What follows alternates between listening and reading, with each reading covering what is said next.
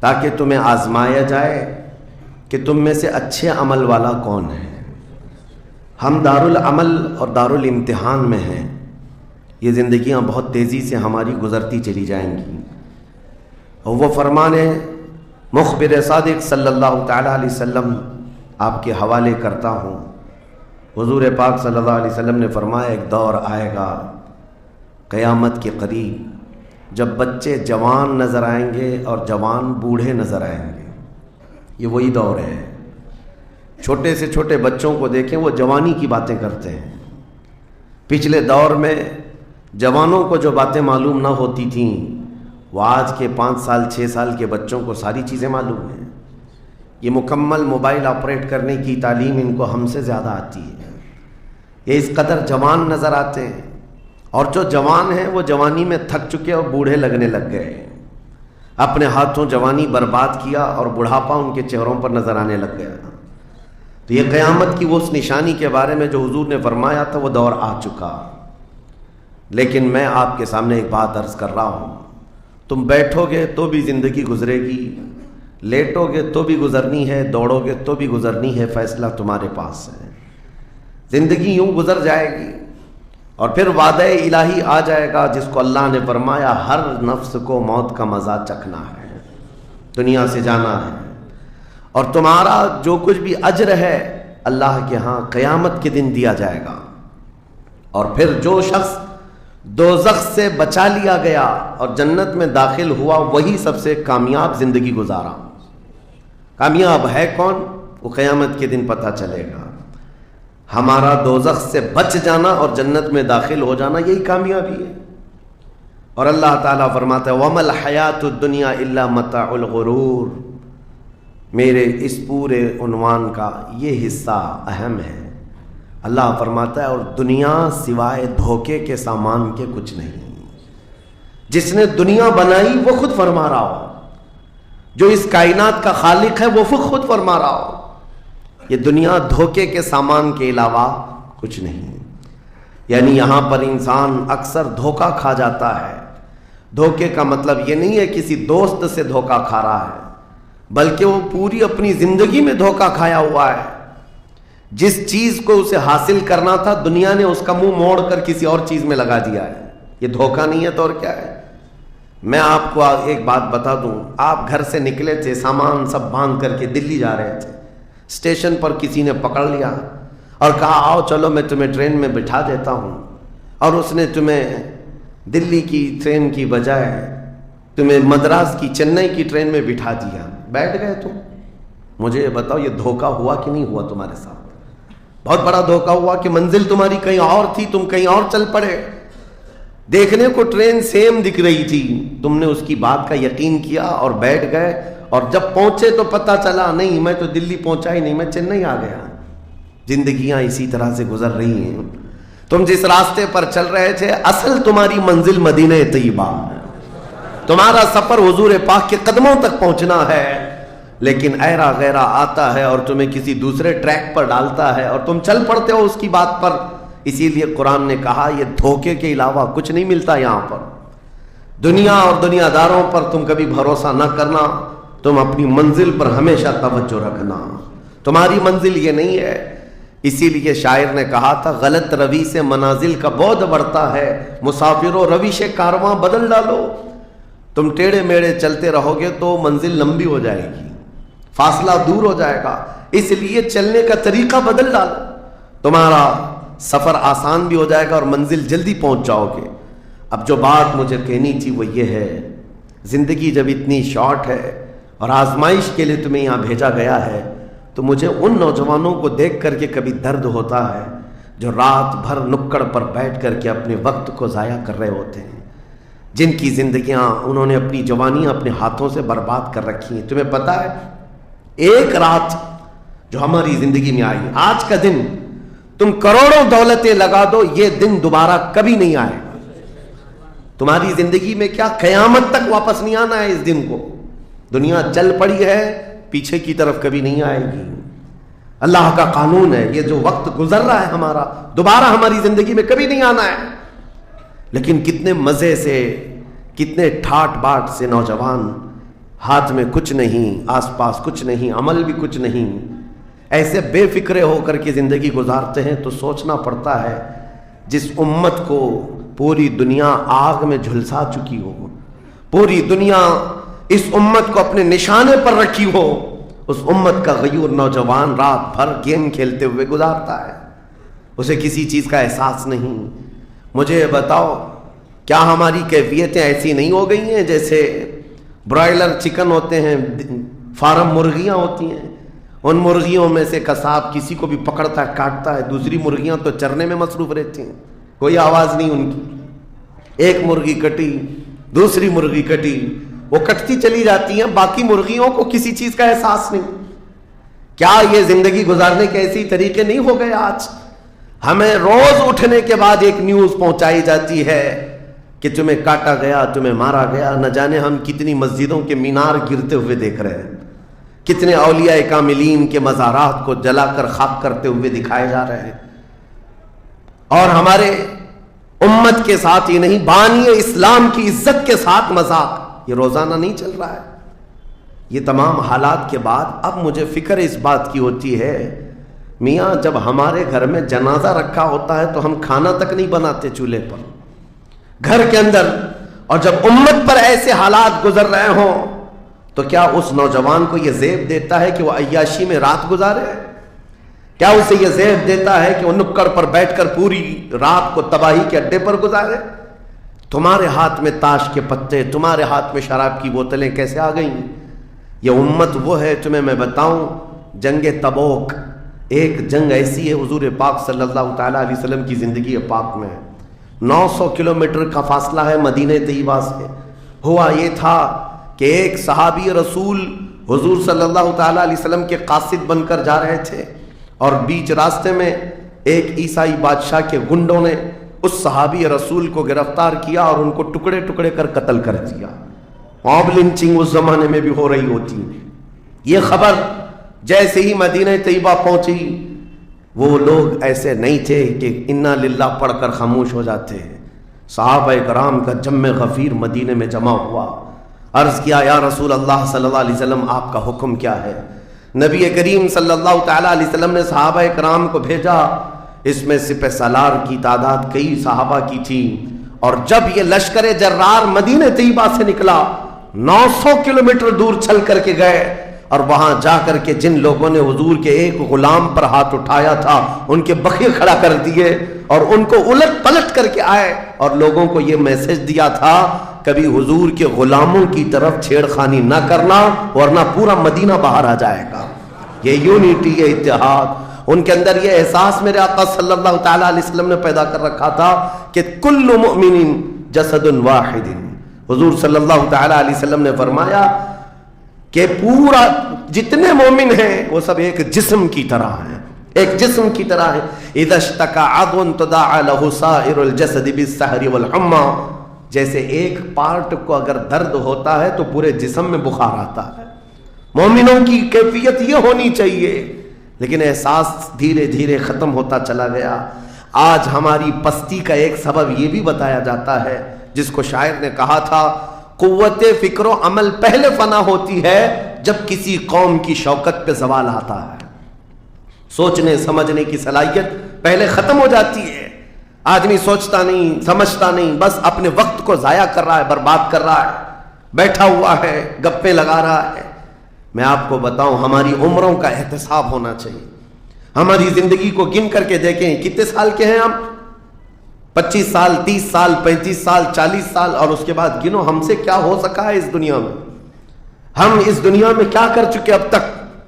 ہم سے کچھ نہیں ہوا۔ اگر تاریخ میں آپ کو بتاؤں میرے عزیزو، آپ کو پتہ ہے اس ہندوستان کی سرزمین پر سب سے پہلے لشکر اسلام کی سپہ سالاری کرتے ہوئے آنے والا ایک نوجوان محمد بن قاسم 10,000 کا لشکر لے کر عرب سے آیا تھا اور پرچم اسلام لہرایا تھا۔ تاریخ میں آج بھی رقم ہے، اپنے پنڈتوں نے بھی اس تاریخ کو لکھا ہے، ہاں پنڈتوں نے بھی لکھا ہے۔ اور یہ محمد بن قاسم 10,000 کی سپہ سالاری کے ساتھ ہندوستان میں آ کر اسلام پھیلایا۔ عمر کیا تھی؟ صرف 19 سال کی عمر تھی۔ 19 سال کی عمر میں یہ عظیم کارنامہ انجام دینے والا انہوں نے اپنی عمر کا صحیح استعمال کیا، اپنی ایج کو برباد نہیں کیا، ضائع نہیں کیا۔ طارق بن زیاد جس کا یورپ بھی قائل ہے، جبل الطارق آج بھی ایک مقام ہے یورپ میں جس کو جبرالٹر کہا جاتا ہے، یہ حضرت طارق بن زیاد کے نام سے ہے۔ یہ پہلا سپہ سالار ہے جس نے پوری دنیا کے سامنے وہ عزم پیش کیا تھا۔ یورپ کی سرزمین پر جب کشتیاں لے کر پہنچے تھے یہ مومنین کی تعداد، وہ طارق بن زیاد ہی ہے جس نے پوری کشتیوں کو آگ لگا دیا تھا، کہا تھا کہ ہم پیچھے مڑ کر جانے والوں میں سے نہیں ہیں۔ جتنے ساتھ آئے تھے سمندر پار کر کے، کشتیوں کا سفر تھا، کشتیاں لکڑی کی بنی ہوئی، آگ لگا دیا اور کہا اب اس عزم کے ساتھ اترو، یا تو ہماری قبر بنے گی یا تو ہمارا جھنڈا لہرائے گا۔ میرے عزیزو، عمر 22 سال کی تھی طارق بن زیاد، اور ایک دو نہیں، میں تمہارے سامنے مثالیں رکھوں۔ ہندوستان کی سرزمین پر ایک ولی کامل کی آپ کو میں تاریخ اگر بتاؤں، جو سرکار سیدنا غریب نواز رضی اللہ تعالیٰ عنہ سے بھی 200 سال پہلے اس ہندوستان کی سرزمین پر تشریف لائے اور اسلام کی خاطر لڑتے لڑتے شہید بھی ہو گئے، اور جن کا لقب سلطان الاولیاء ہے، سیدنا سالار مسعود غازی رحمۃ اللہ علیہ، ان کے متعلق یہ فرمایا گیا وہ سلطان الاولیاء ہے، ہندوستان کے اولیاء اکرام کے بادشاہ کی حیثیت ہے۔ سرکار غریب نواز سے بھی پہلے آئے، لیکن ان کی عمر ان کی شہادت کے وقت 19 سال کی تھی۔ صرف 19 سال کی عمر میں وہ مقام عظیم پا لیا۔ ہماری تو زندگی کی عمریں پتہ نہیں کتنی چلی گئیں، اور ہم میں سے کوئی کارنامہ نہ ہو سکا، کارنامہ نہ صحیح زندگی گزارنے کا سلیقہ بھی نہیں آ سکا۔ کارنامے نہ ہو تو الگ بات ہے، لیکن مسلمان تو بن جاتا کوئی۔ عزیزان گرامی وقار، میں آپ کو ایک بات بتا دوں، جو زندگی ملی ہے کچھ ایسا کر جاؤ کہ تمہاری تاریخ رقم ہو جائے، ورنہ قبرستان جا کر کے دیکھنا، وہاں تو لکھے ہوئے کتبے بھی مٹ گئے، قبروں میں کون سویا ہے ان کو بھی لوگ فراموش کر چکے، بھول گئے، سب بھول گئے۔ لیکن کچھ ہستیاں ہیں جو ہمیشہ آباد رہتی ہیں، یہ وہ لوگ ہیں جنہوں نے اس روئے زمین پر اپنی ذات کے لیے نہیں، اللہ کی رضا کے لیے جیا کرتے تھے، اللہ کی رضا کے لیے جیا کرتے۔ آج میں یہ بات کہنا چاہتا ہوں نوجوانوں سے، تمہیں پتہ ہے ممبئی کی سرزمین پر لاکھوں نوجوانوں کی تعداد ہے، میں جانتا ہوں، لیکن ان میں سے کوئی انقلابی نوجوان ہو، کوئی دین کی طرف بڑھنے والا، حساس دل رکھنے والا کیوں نہیں؟ خاص طور پر آپ کے ان علاقوں میں تو نشہ اتنا عام کر دیا گیا ہے، ہم دور دراز علاقوں سے سنتے ہیں کہ مسلمانوں کی میجورٹی والے علاقے، یہاں نشہ بکتا بھی ہے، کرتے بھی ہیں، رات بھر اسی میں پڑے رہتے ہیں۔ کس نے اس دنیا میں تمہیں ملوث کیا ہے؟ یہ وہ قوم ہے جو قیصر و کسریٰ کو گھٹنے پر لے آئی تھی، یہ وہ قوم ہے جس نے دریائے دجلہ میں گھوڑے دوڑا دیے تھے، یہ وہ قوم ہے جس نے افریقہ کی جنگلوں میں بھی اذانیں دی تھی، یہ وہ قوم ہے جس نے یورپ کے کلیساؤں میں کلمہ توحید کو بلند کیا تھا۔ لیکن آج اسی قوم کی حال یہ ہے کہ دنیا ہر گھڑی ہمارے اعمال کو نشانہ بنا کر کے ہمیں ڈیگریڈ کرتی جا رہی ہے۔ سمجھ جاؤ میرے عزیزو، کب تک اس زندگی کا اس طرح سے چلے گا؟ کیونکہ میرے آقا صلی اللہ تعالیٰ علیہ وسلم کو آج آپ کے سامنے میں یہ بات رکھتا ہوں، حضور اکرم صلی اللہ تعالیٰ علیہ وسلم کو آپ کیا سمجھتے ہیں؟ اپنی قبر انور میں وہ زندہ ہیں؟ ہم تو سنی ہیں۔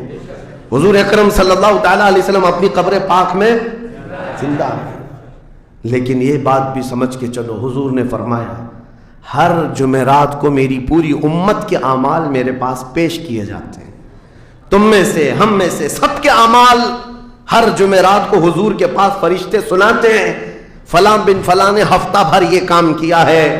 حضور فرماتے ہیں اگر برے اعمال پیش ہوتے ہیں تو مجھے غم ہوتا ہے، میں استغفار کرتا ہوں اللہ کی بارگاہ میں، اور اچھے اعمال آتے ہیں تو شکر بجا لاتا ہوں، اس کے لیے دعا کرتا ہوں۔ عزیزان گرامی وقار، کبھی پلٹ کر کے زندگی میں دیکھنا کتنے جمعرات ایسی چلی گئی ہوں گی جس میں ہمارے کون سے اعمال فرشتے لے جا کر کے سنا رہے ہوں گے۔ حضور اکرم صلی اللہ تعالیٰ علیہ وسلم کی بارگاہ میں جب ہمارے اعمال یہ کہہ کر سنائے جائیں، آقا آپ کا فلاں امتی بے خبر ہے، نہ نماز پڑھتا ہے، نہ ہی آپ پر درود پڑتا ہے، نہ ہی وہ کبھی نیکیوں کی طرف آتا ہے، وہ تو گانوں کی دھن پر جی رہا ہے۔ صبح اٹھتا ہے، شام ہوتی ہے تو اس کو تو فلموں کے نغمے یاد ہیں، آپ کا کوئی قول یاد نہیں۔ بتاؤ میرے آقا صلی اللہ تعالیٰ علیہ وسلم کو فرشتے جب ہمارے متعلق یہ خبر دے رہے ہو، کیا حضور پاک صلی اللہ تعالیٰ علیہ وسلم کو اس بات کا قلق نہیں ہوتا؟ یہ وہ امت ہے جس کے لیے میں رات رات بھر کھڑے ہو کر دعا کرتا تھا، آج یہ ہم کو فراموش کی ہوئی ہے۔ زندگی گزارنے کا مقصد سمجھ جاؤ میرے عزیزوں۔ اسی لیے میں آپ کو کہتا ہوں کہ زندگی یہ نہیں ہے، حضور تاج الشریعہ رحمۃ اللہ علیہ نے فرمایا زندگی یہ نہیں ہے کسی کی کسی کے لیے، زندگی ہے نبی کی نبی کے لیے۔ نہ سمجھ مرتے ہیں زندگی کے لیے، جینا مرنا ہے سب کچھ نبی کے لیے۔ جو لوگ یہ سمجھ جائیں اس نقطے کو، انہوں نے زندگی کی مرادوں کو پا لیا ہے، وہ حصولیاب ہو چکے ہیں۔ لیکن جو اب تک بھٹکے ہوئے ہیں ان کو میں دعوت فکر دوں گا، ایک بار سوچ لو، ایک بار سوچ لو، ویسے ہی دنیا ختم ہونے والی ہے اور تمہاری موت آنے والی ہے۔ ایک بار سوچ لو، ایک بار سوچ لو کہ ہمارے ساتھ آخرت میں ہونا کیا ہے، قبر میں ہمارے ساتھ بیٹھنے والا کون ہے، ہمارے ساتھ تنہائی کا نگہبان کون ہے، اور محشر کے اس بھرے میدان میں ہمارا ہاتھ پکڑنے والا کون ہے۔ جب بار بار یہ سوچو گے تو اس فکر کو پہنچو گے کہ وہ صرف اور صرف ایک ہی ذات ہے، کون دیتا ہے دینے کو منہ چاہیے، دینے والا ہے سچا۔ حضور پاک صلی اللہ تعالیٰ علیہ وسلم کی طرف لو لگا دو۔ اس کو جن لوگوں نے اپنی زندگی میں پہچان لیا وہ امام اہل سنت بن گئے، مجدد وقت بن گئے۔ اعلیٰ حضرت امام اہل سنت فاضل بریلوی رحمۃ اللہ تعالیٰ علیہ کے متعلق ایک بات میں آپ سے کہوں، وہ بڑے عالم تھے، بڑے فقیہ تھے، بڑے محدث تھے، اور بہت سارے علوم پر انہیں مہارت تامہ حاصل تھی، سب اپنی جگہ پر، لیکن یہ سارے علوم نے مل کر اعلیٰ حضرت کو اعلیٰ حضرت نہیں بنایا۔ ان کو اعلیٰ حضرت بنانے والی چیز حقیقت میں عشق رسول ہے۔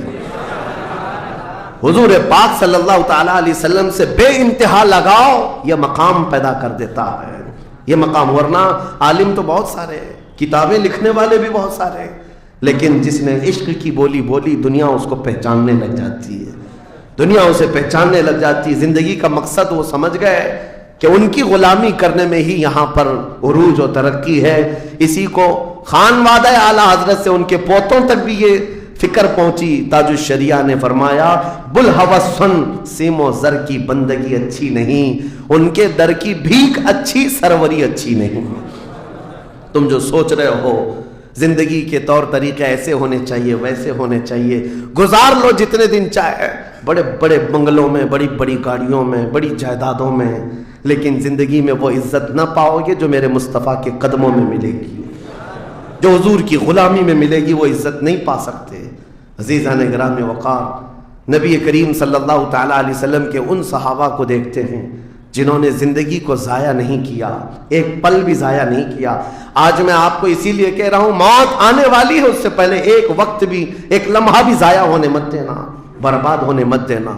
جو وقت ہے، میں مصر میں دیکھتا تھا بسوں میں بھی، اور کبھی کبھار ٹکٹ کاؤنٹر پہ جو لائن لگی رہتی تھی، ایک اسٹیکر لگایا گیا تھا، اکثر جگہوں پر یہ اسٹیکر پڑھنے کو ملتا تھا، اجعلوا الانتظار فی الاستغفار، یہ جو ویٹنگ ٹائم ہے اس کو خالی کھڑے ہو کر کے مت گزارو، اتنی دیر استغفار کرو اور درود پاک تو پڑھو، وقت کو ضائع نہ کرو۔ تمہارے پاس اللہ نے وقت دیا، بیٹھے ہو تو پڑھو، کھڑے ہو تو پڑھو، کیونکہ یہ وقت تمہارا بربادی میں نہیں لکھا جائے گا، تمہارا یہ وقت ضائع کرنے والوں میں نہیں لکھا جائے گا۔ عزیزان گرامی وقار، آپ کو میں ایک بات بتا دوں، جن لوگوں نے اپنی زندگیوں میں بڑے بڑے محلات بنائے، آج ان کے لیے بھی تاریخ ہے، مگر کس انداز سے، کس انداز سے۔ آج دنیا نے آپ کو ایسے ڈائیورٹ کر رکھا ہے، جو کام ہونے کے تھے وہ نہیں کرنا ہے آپ کو، لا یعنی کاموں میں مصروف ہو گئے، جو چیز تمہارے حصے کی تھی نہیں اس پر انرجی خرچہ کرتے رہ گئے، اور جو چیز تمہارے کام کی تھی اس کو تو بھول ہی گئے۔ آپ کو میں ایک بات بتا دوں، ہو سکتا ہے شاہ جہاں نے تاج محل بنایا، اور پھر بادشاہ قطب الدین کے زمانے کے نشانیاں موجود ہیں، لال قلعے بن گئے، قطب مینار بن گیا، بڑی بڑی عمارتیں ہیں، لوگ اوپر سے نیچے دیکھنے کے لیے آتے ہیں، لیکن میں یہ کہتا ہوں یہ کوئی کمال کی چیزیں تھی نہیں، کمال کی چیزیں تھی نہیں۔ لاکھوں لوگوں کی محنتیں بھی لگی، پیسہ بھی لگا، اور بڑی عمارتیں کھڑی کر کے چلے گئے۔ ہزاروں کی تعداد میں تاج محل میں لوگ جاتے ہوں گے، تاریخ تو لوگوں کو تھوڑی بہت تو پتہ ہوگی کہ اپنی بیگم کی محبت میں بنایا ہوا ایک محل ہے اور بیگم کی قبر بھی وہاں ہے، لیکن جانے والے کبھی کسی کو سنا ہی نہیں کہ ایک فاتحہ بھی کوئی پڑھتا ہوا نظر آتا ہے۔ وہ تو پکنک پوائنٹ ہے، ٹورسٹ ایریا ہے، جائے دیکھے آئے۔ لیکن میرے عزیزو، یہ بڑے بڑے محلات اپنی ناموری کے لیے بنا کر تو چلے گئے، لیکن آؤ بریلی شریف کی سرزمین پر ایک مدرسہ جو اعلیٰ حضرت نے بنایا، مبارک پور کی سرزمین پر جامعہ اشرفیہ جو حضور حافظ ملت نے بنایا، یہ عمارتیں آج بھی دعوت دے رہی ہیں۔ ایک دو نہیں، ہر سال ہزاروں کی تعداد میں عالم اور مفتی وہاں سے نکلا کرتے ہیں۔ یہ کام کی چیزیں تھی جو بزرگوں نے کر دیا کہ امت کو ایسا کچھ دے جاؤ کہ وہاں سے آنے والا کچھ فیض اٹھا کر کے جائے۔ تاج محل لے کر کے کیا کرنا ہے؟ پیسے کمانا ہے یا ٹورسٹ ایریا بنانا ہے؟ لیکن ایک ایسا ادارہ جس میں پڑھ کر کے دنیا روشن ہوتی اور آخرت بھی روشن ہوتی۔ ہم سنیوں کہ ہاں یہ چیزوں کی ضرورت تھی، ہمیں لا یعنی چیزوں میں مصروف کر دیا گیا ہے۔ میں اب تو آپ کو پتہ ہی ہوگا، مجھے تو جلسوں والا آدمی بنا دیا گیا، جہاں دیکھو پروگرام جلسے۔ میں اصل میں جلسوں والا آدمی تھا ہی نہیں، میں فیلڈ ورک کرنا پسند کرتا ہوں، کسی علاقے میں رہ کر کے قرآن کی تفسیر کرنا اور لوگوں کے درمیان رہنا۔ لیکن مسلسل سفر کا ایک تجربہ میں آپ کو بتا رہا ہوں۔ ہوں گے یہاں پر بھی بہار بنگال والے، سب ہوں گے، بہار والے، بنگال والے، جھارکھنڈ والے اتنے جلسے کرتے ہیں، 365 دن بھی اگر ان کو تاریخ دی جائے تو بھی کم ہے۔ ایک اینالائز کرنے والے بہار کے رپورٹر ہیں، انہوں نے رپورٹ لا کر کے ہمارے سامنے بتائی کہ حضرت 2022 میں اسٹیٹ آف بہار میں 4000 جلسے ہوئے، 4000 جلسے۔ میں ان کا مخالف نہیں ہوں، لیکن ایک فکر آپ کو بتا رہا ہوں، 4000 جلسے، جن میں سے ہر جلسے کا کم سے کم خرچہ 5 لاکھ روپے، اس سے کم خرچہ کرتے نہیں، 6 مہینے چندہ کرتے ہیں، اس کے بعد بڑا جلسہ کرتے ہیں۔ کیلکولیشن کر کے دیکھا گیا تو سال میں 2000 کروڑ روپے خرچے ہوئے، 2000 کروڑ روپے۔ میرے عزیزو، ٹھیک ہے یہ سب اپنی جگہ پر، لیکن پورے اسٹیٹ پر گھوم کر کے دیکھیں تو مسلمانوں کے نام کی ایک یونیورسٹی بھی نہیں ہے، کوئی ایک بڑا ادارہ نہیں قائم کر سکے۔ 2000 کروڑ کی بھاری رقم سال بھر خرچ کرنے والا غریب اسٹیٹ جس کو لوگ سمجھتے ہیں۔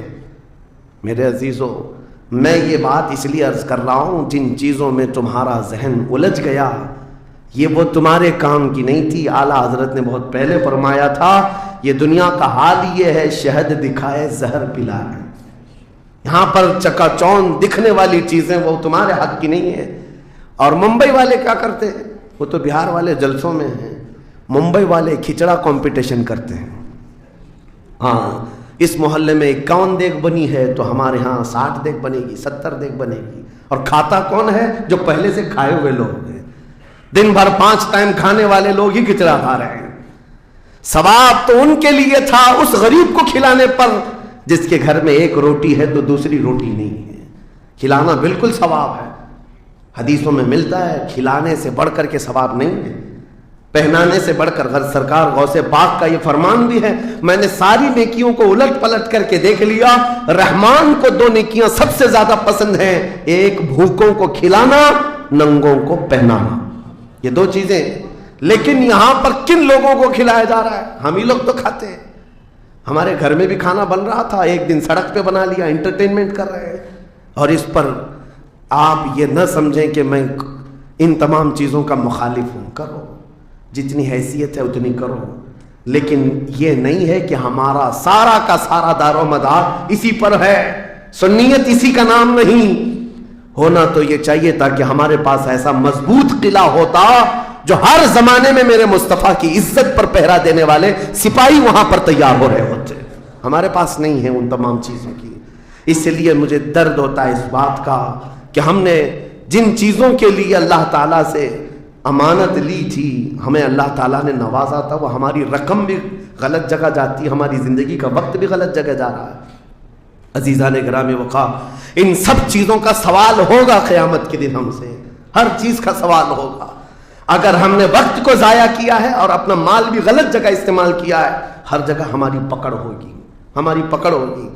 ایک ہفتہ قبل میں نے سنا، ہمارے چاہنے والے ہیں عزیز، انہوں نے کہا ایک درگاہ پہ گئے تھے، سنا ہے ایک بہت بڑے سیٹ ہیں، وہ 2.25 کروڑ کا صرف دروازہ بنا رہے ہیں اللہ کے ولیوں کے آستانوں پر۔ میرے عزیزوں، یہ اللہ کے وہ ولی ہیں، نہ تمہارے دروازے کے محتاج ہیں، نہ تمہاری چادر کے محتاج۔ ان کے انتقال کے بعد جو ان کو اللہ نے مقامات دیے وہ تم نہیں پہنچا سکتے، وہ تو اللہ تعالیٰ کے رحمت میں ہے، جنہیں اللہ تعالیٰ جنت کے جوڑے پہنا چکا ہو، جن کے لیے جنت کی ہوائیں چل رہی ہوں۔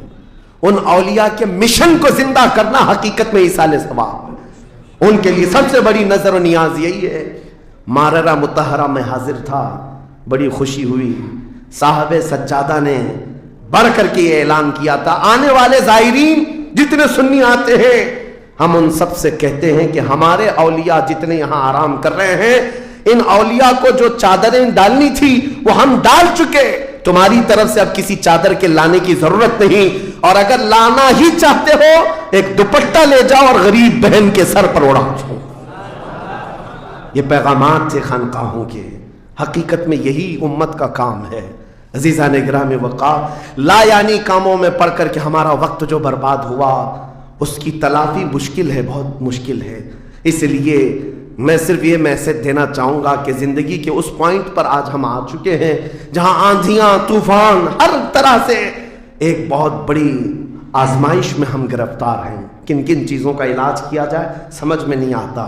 کبھی کبھار میں بیٹھ کر سوچتا ہوں، گھر میں اگر گیس کا پائپ بھی لیک ہو گیا، آگ بھی لگی ہے، پانی کا پورا فوارہ بھی آ رہا ہو، کچرا بھی گرا ہو، تو آدمی سوچنے لگ جاتا ہے کس چیز کو روکوں، پانی کو روکوں، گیس کو روکوں، آگ کو روکوں، کچرا اٹھاؤں، کیا کروں سمجھ میں نہیں آتا۔ یہ حالات آج ہمارے ساتھ ایسی ہو گئے، ہم کن کن چیزوں کا مقابلہ کریں سمجھ میں نہیں آتا۔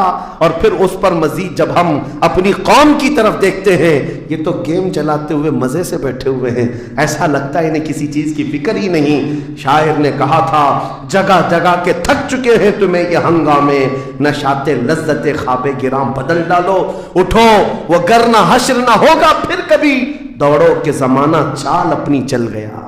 میرے عزیزوں، بس وقت کا احساس تمہارے اندر آ جائے، ضائع نہ کرو۔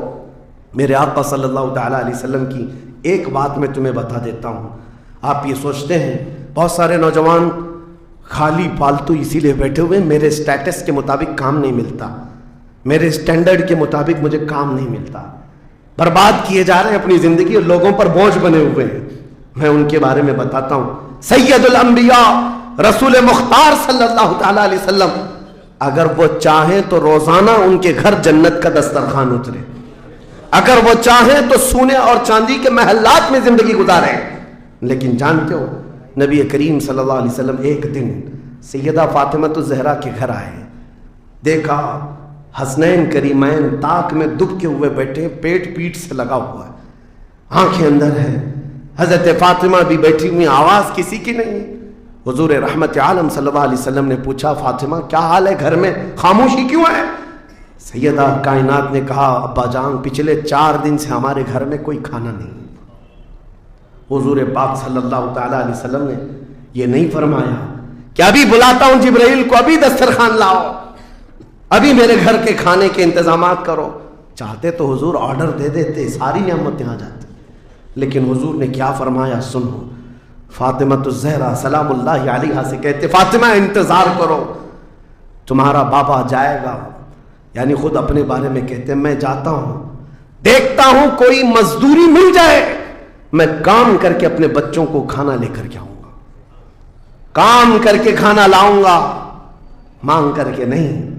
حضور رحمت اعظم صلی اللہ تعالیٰ علیہ وسلم جو سید الانبیاء ہیں، جن کے قدموں کا بوسہ جبرائیل امین لیتے ہوں، وہ چل کر کے مدینے کے باہر آئے، گرمی کی تپش الگ ہے، دھوپ ہے، باہر آئے، ایک باغیچہ تھا جس میں مالی کام کر رہا تھا، باغبان۔ حضور رحمت عالم صلی اللہ علیہ وسلم اس کے پاس جا کر پوچھتے ہیں تیرے باغیچے میں کوئی کام کرنے کے لیے ہے؟ کام مل سکتا ہے؟ اس نے کہا ہاں کام مل سکتا ہے، آؤ میرے باغیچے میں کنواں ہے، ڈول ڈالو، پانی اٹھاؤ، ایک درخت کو پانی ڈال دینا، بدلے میں 2 کھجوریں دوں گا، اجرت صرف 2 کھجوریں۔ رسول رحمت صلی اللہ تعالی علیہ وسلم فرماتے ہیں مجھے منظور ہے۔ گئے اور جا کر اپنے ہاتھ سے رسی لے کر ڈول کنویں میں ڈالا، پانی کھینچتے تھے، جب ڈول بھر کر آتا اپنے کندھے پر اٹھاتے اور درخت پر لے جا کر پانی ڈال کر آتے، ایک درخت پر ایک مٹکا، ایک ڈول پانی ڈالا تو مالک نے 2 کھجوریں دی، باغیچے کے مالی نے 2 کھجوریں دیں، دوسرا ڈول اٹھایا پھر کھجوریں ملی، تیسرا ڈول اٹھایا 6 کھجوریں لی، چوتھا ڈول حضور نے ڈالا تھا کہ رسی ٹوٹ گئی، ڈول کنویں میں گر گیا۔ باغیچے کا مالک یہ دیکھتا ہے، وہ پہچانتا نہیں تھا، غصے میں آتے ہی سیدھے حضور پر ہاتھ اٹھا دیا، کہا کہ تمہیں کام نہیں آتا، میری رسی توڑ دیا۔ رسول کریم صلی اللہ تعالی علیہ وسلم نے پلٹ کر کچھ نہیں کہا، وہ رحمت عالم صلی اللہ تعالی علیہ وسلم تھے، وہ 6 کھجوریں لے کر کے واپس مدینے آئے، کہا فاطمہ کہاں ہیں بچے، کہاں ہیں؟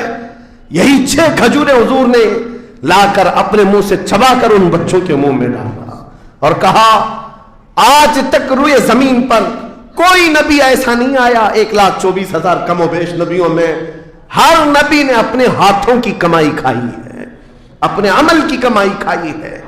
رحمت عالم صلی اللہ تعالی علیہ وسلم نے جب وہ مالک کل ہے، بلکہ جنت کی چابیوں کے مالک، ساری زمینوں کے خزانوں کے مالک، کل جہاں ملک اور جو کی روٹی غذا، اس شکم کی قناعت پہ لاکھوں سلام، وہ لمبے لمبے ہاتھوں سے بھیک دینے والے آقا، سب کچھ ہونے کے باوجود اگر کسی ایک باغیچے میں ڈول اٹھا کر پانی بھرتے ہوں تو اسی لیے نہیں کہ ان کے ہاں کوئی مجبوری تھی، بلکہ امت کو یہ درس دینا تھا، اے امت کے غیور نوجوانوں، تم کبھی خالی نہ بیٹھنا، مجھے دیکھنا اور عمل کرتے رہنا، اور اللہ تعالیٰ تمہیں دروازے رزق کے ضرور کھولے۔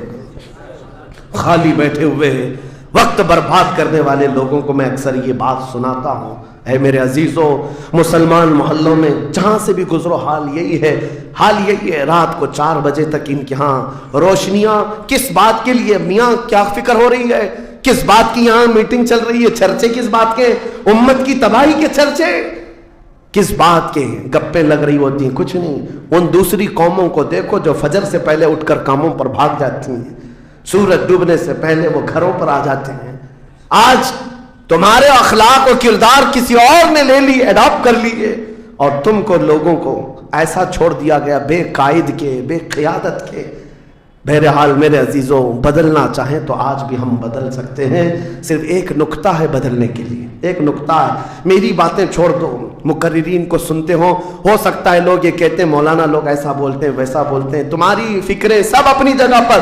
میرے عزیزوں، میں تو بہت نکما آدمی ہوں، میں تو ایک چھوٹا طالب علم بھی نہیں ہوں، جہالت میرے اندر بھی ہے، لیکن میں آپ کو یہ کہنا چاہتا ہوں اگر دل کے اندر ہلچل مچ سکتی ہے، انقلاب لانے کی فکر آ سکتی ہے، تو ادھر ادھر کی باتیں چھوڑو، آمنہ کے لال کی طرف دیکھو، حضور اکرم صلی اللہ تعالی علیہ وسلم کی طرف تمہارا دل متوجہ ہو گیا تو میں کہتا ہوں تمہاری دھڑکنیں تیز ہو جائیں گی، تم بدل لو گے اپنی زندگی کو، اور اس کے بعد ایک دن آئے گا پھر تم یہ پکار کر کہو گے جو بریلی والے نے کہا تھا، یا رسول اللہ دہن میں زبان تمہارے لیے، بدن میں ہے جان تمہارے لیے، ہم آئے یہاں تمہارے لیے، اٹھے بھی وہاں حضور کے لیے جینے کا سلیقہ مل جائے گا۔ لیکن شرط صرف اتنی ہے، آج سے ایک وظیفہ دے کر کے جا رہا ہوں، جمعہ کو، پہلے بھی میں نے ایک بار کہا تھا، جب بھی جمعہ آئے گھر پر اب جاتے ہیں، گھروں میں اچھا کھانا بنتا ہے، میرے عزیزو اپنے بچوں کو لے لو، بیٹھ جاؤ دسترخوان پر، لیکن گھر میں یہ قانون لگا دینا، بیوی بھی بیٹھے، ماں بھی بیٹھے، بہن بھی بیٹھے، بچے بھی بیٹھے، جس کے گھر میں جتنے لوگ ہو دسترخوان پر بیٹھے، اس وقت تک ہم لقمہ نہیں اٹھائیں گے جب تک 100 مرتبہ میرے مصطفیٰ پر درود نہ پڑھ لیں۔